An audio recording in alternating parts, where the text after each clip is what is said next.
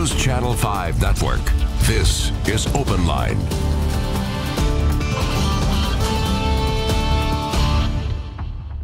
From all over the country. Hello everyone, welcome to Open Line. Very good show tonight. Hope you will watch, hope you will call in.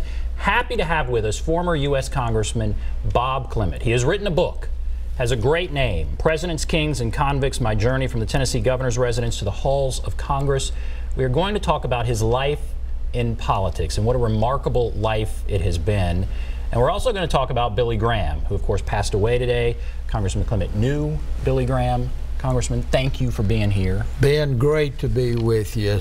You're a wonderful person, got a wonderful show. Well, thanks. And I worked for you about 10 years ago. That's correct. We worked on a campaign together. And you survived. And I survived, and I learned a great deal. It has helped me immensely in everything I've done since. But again, thank you for being here. I want to talk about the book in a moment, but today we learned about the passing of Reverend Billy Graham. You knew him, certainly met him. When you heard this morning that he had passed away, what were your thoughts? Well, Billy Graham is a legend in our time, and what charisma he had, what a great missionary, pastor, religious leader, and all the presidents would have him at the White House and all, and my father's best friend. And my mother and father and Billy and Ruth would travel together a lot, and Dad and Billy had played golf together, and Billy wanted Dad to get out of politics. And as you know, my father, Governor Frank G. Clement, was governor of Tennessee during the 50s and 60s, and a great orator. Right. But Billy also knew he was a man of God and knew the Bible very, very well. And he asked my father to get out of politics and join his crusade. And Dad says, Billy, you're called to the ministry, and I believe I'm called to politics. And so, and it just never did happen. But then I'm proud to be able to say Jim Henry and myself, who was pastor at the Two Rivers Baptist Church, and then went to Orlando, and then was international president of the Southern Baptist Convention. And Jim and I and others like Al Gore and Newt Gingrich and all that, we honored Billy Graham and Ruth and gave them the highest honor that could be bestowed on civilians at the U.S. Capitol. And Jim and I both spoke and bestowed the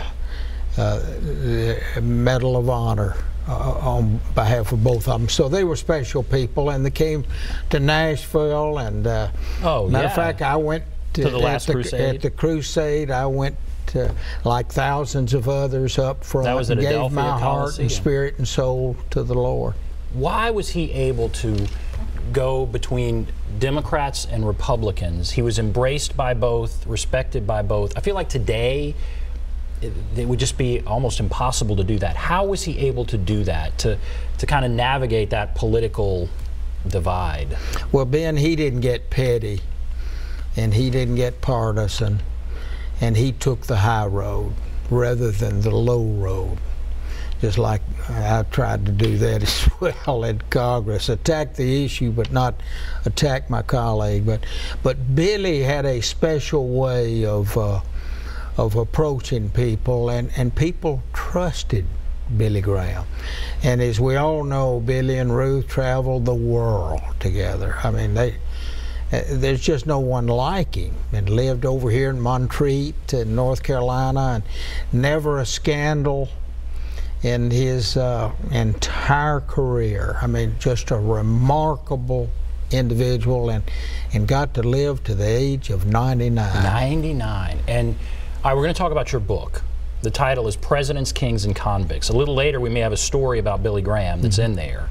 But all right, let's show us the book here. Presidents, Kings, and Convicts. And now, I love this name, Presidents, Kings, and Convicts. The word that stands out to me is convicts, but I guess how did you come up with a whole title here?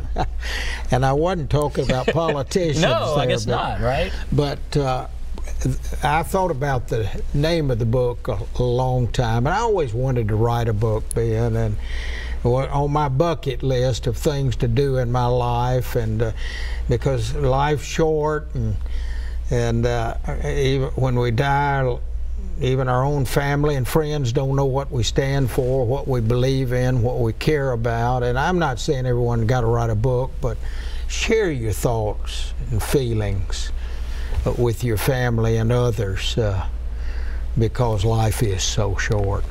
But the reason I named it this, presidents, I've met every president from Truman all the way through Obama. Now see, that's remarkable. Even right there. I wonder if there's anyone else that could say that. I mean, I'm astounded by that. Every president from Truman to Obama. Now, I have not met Mr. Trump. I don't even know whether Mr. Trump would want to meet Bob Clement either. I don't know. But I have met all the others.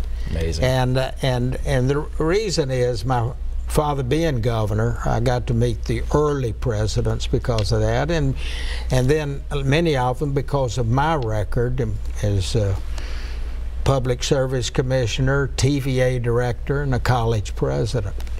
An 8-term congressman. An 8-term congressman, yeah. And then kings, I met a lot of the royal family. I was on the Foreign Affairs Committee and Transportation Committee and Budget Committee when I was in Washington.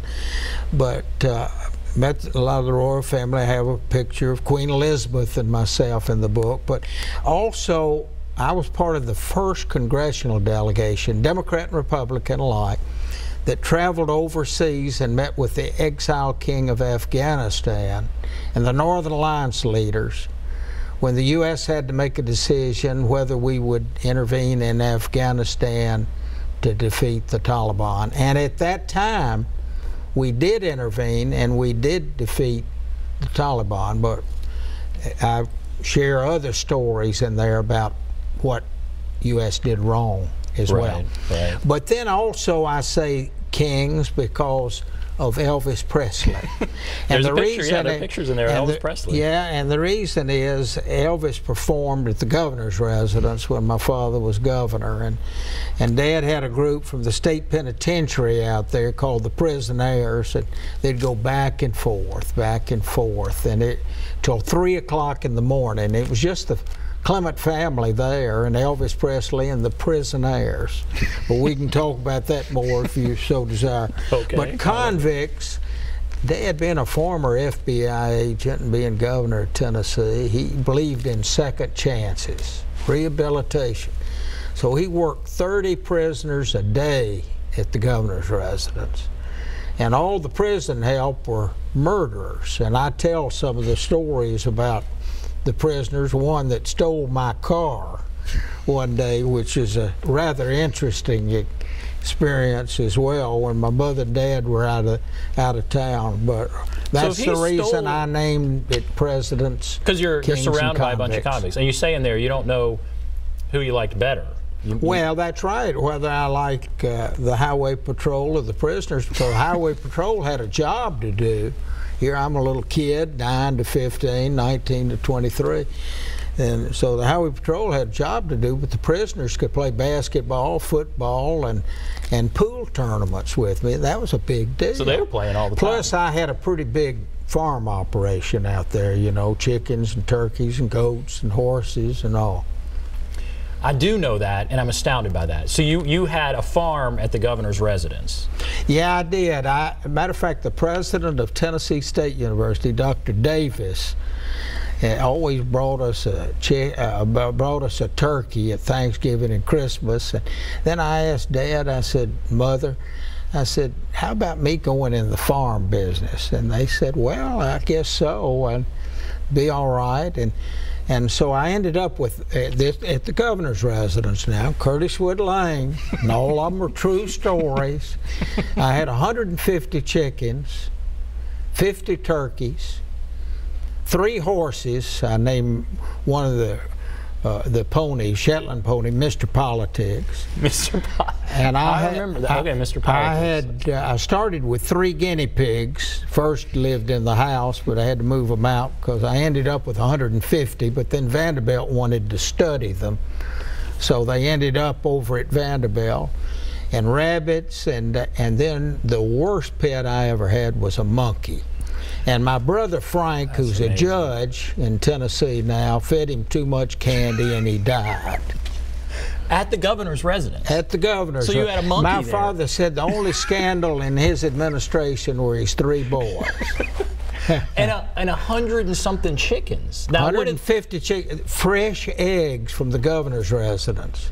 People wouldn't have to go to the grocery store. They'd come see Bob Clement at the governor's residence, and 65 cents a dozen. Did Minnie Pearl live next door?